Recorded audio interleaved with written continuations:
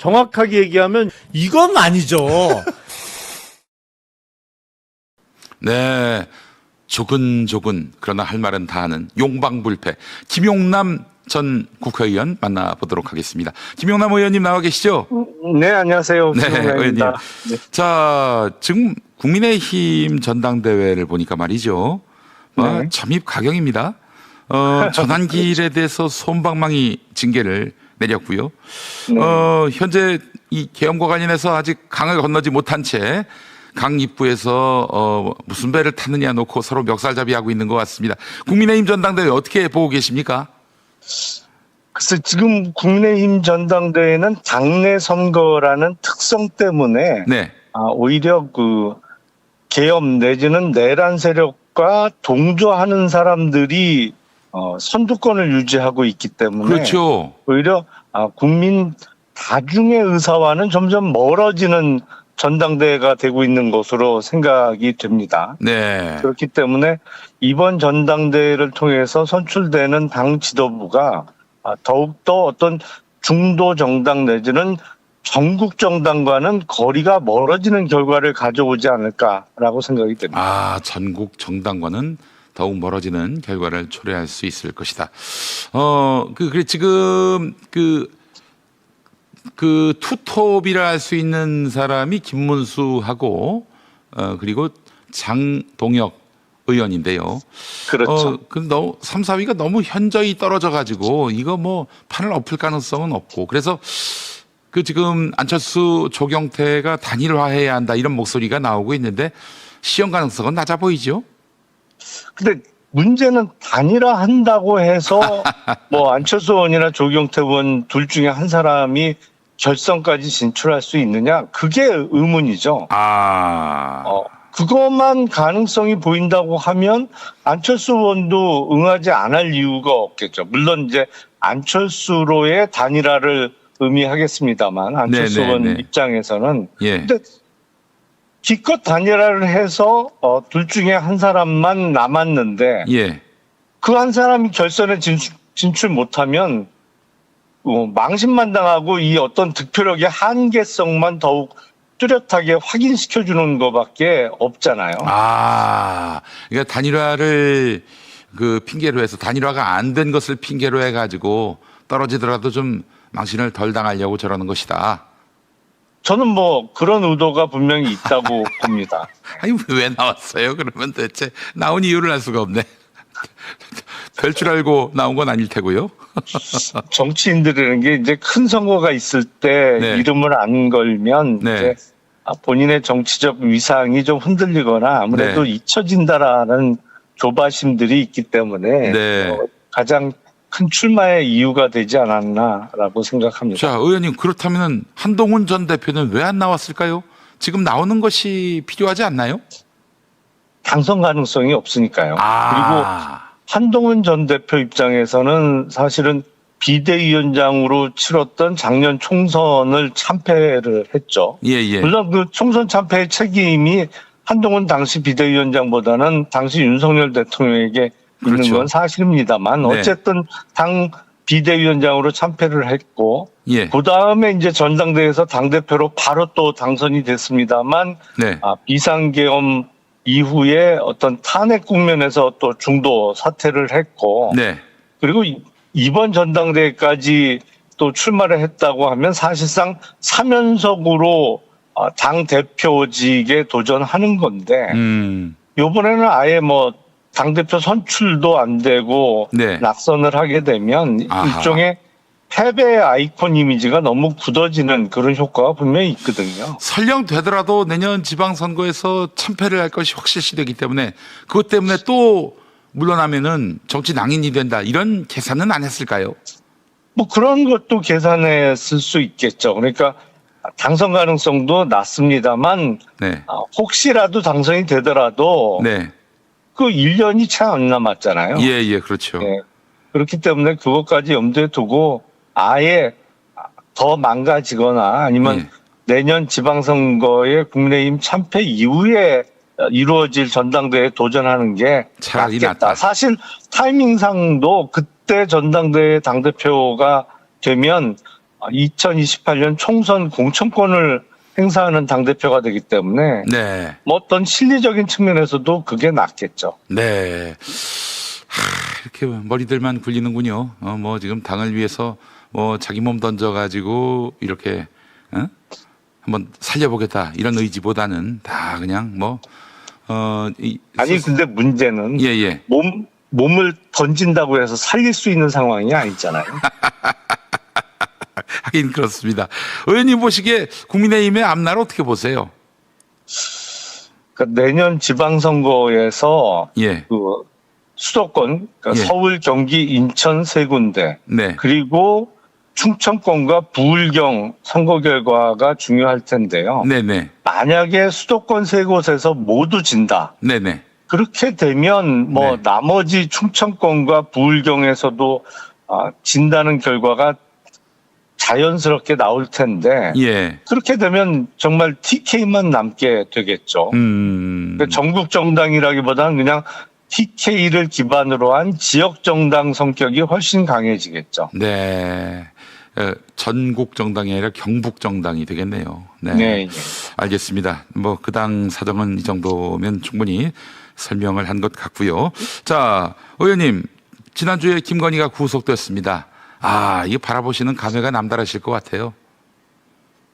뭐 사필 규정 아닌가요? 사필 규정. 예. 예. 사실은 권력의 무서움을 알고 집권했을 때도 조심했어야 되는데 네네. 거의 국가를 개인 사유물처럼 생각을 하고 네. 또 최근에 이제 그 목걸이의 행방을 쫓다가 나온 것이 이건 너무 노골적인 매관 매직 아니냐. 그러니까 명품 목걸이 뭐 이런 거 받고 네.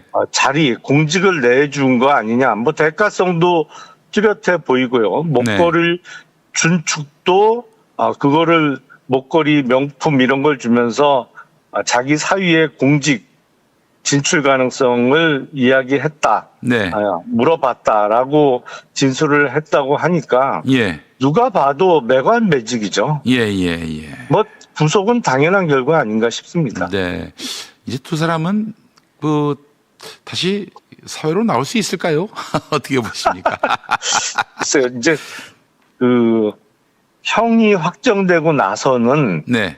그 교정기관 그러니까 네. 교도소의 목표는 수감자의 교정 교화가 목표잖아요. 그렇죠. 네. 두 사람 다 좀 교정 교화는 어려운 스타일 아닌가 싶습니다. 그 교정 교화 될 때까지 계속 있어야겠네요. 국립법에. 예. 네. 김건희 같은 경우에는 일단 뭐 나와서 진술 거부를 하고 있지만 어쨌든 수사에 응하고 있고요.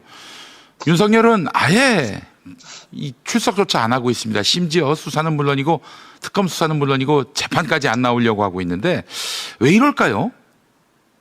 뭐 본인이 법률가니까 아는 예. 거죠. 이게 법률적으로 다투거나 아니면 방어권을 행사한다고 해서 네. 해결할 수 있는 상황이 아니라는 걸 잘 알기 때문에 어차피 결론은 거의 정해진 거 그냥 귀찮은 일 안 하고 네. 대충 때우겠다. 네. 어차피 어떤 정치적인 급변이 나중에 일어나지 않으면 그 사회 복귀는 어렵기 때문에 네. 그 과정에서 자기가 하기 싫은 일, 뭐 성가신 일은 그냥 안 하고 뭉개겠다는 취지인 것 같은데요. 예. 지금 이게 수사 재판이 성가시다고 여기는 거군요. 예. 이게 정치 투쟁을 하려는 게 아닌가 이런 생각도 들었는데 뭐 내가 지금 양심수로서 핍박당하고 있다 이런 이미지를 최대한 살려서 지지자들을 규합시키려고 하는 근데 그것도 뭐 하루 이틀 뭐 무슨 지금 수감될 일도 아니고 말이죠. 예. 그게 그리고 먹히나요? 안 먹히죠. 사실은 어떤 양심수라는 게 네. 권력에 도전하다가 아니면 그 잘못된 부분을 지적하다가 어떤 수용 생활을 했을 때 양심수인데 이거는 현직 대통령 신분에서 자기 그 독재적인 권력 강화를 위한 친위 쿠데타를 일으켰다가 지금 실패해서 처벌받고 있는 거기 때문에 그 양심수라는 그 단어 자체가 안 어울리는 상황이죠. 네. 그냥 저기 팬티 차림이니까 낭심수라고 하면 어떨까? 낭심수라는. 네. 아니, 지금 특검의 수사 결과를 보면은 김건희 범죄를 그동안 검찰이 숨겨준 게 아닌가 하는 의문이 듭니다. 이런 검찰도 당연히 특검이 수사를 해야 되는 것은 아닌지 하는 그런 여론이 일고 있습니다. 의원님은 어떠십니까? 그 잘못된 부분에 대해서는 네. 수사기관이 됐던 어떤 사법기관이 됐던 네. 그 따져봐야죠. 예. 그래서 제가 보기엔 검찰이 뭐 고의를 봐줬다라고 봐도 무방한 것 같은데, 네. 본인이 갖고 있는 그 권한을 남용해서 고의로 잘못된 범죄를 눈감아줬다고 하면 그 네. 부분에 대해서도 견제를 받고 수사를 받는 게 맞겠죠. 네. 당연히 수사가 이루어져야 한다. 네. 이 부분에 대해서 말씀하셨습니다. 자, 지금 또 하나의 그 관심사가 12월 3일 밤 국민의힘 의원들입니다. 특검이 지금 12월 3일 밤 국민의힘 의원들의 동선을 추적하고 있는데요. 추경호 당시 원내대표의 수상한 행보,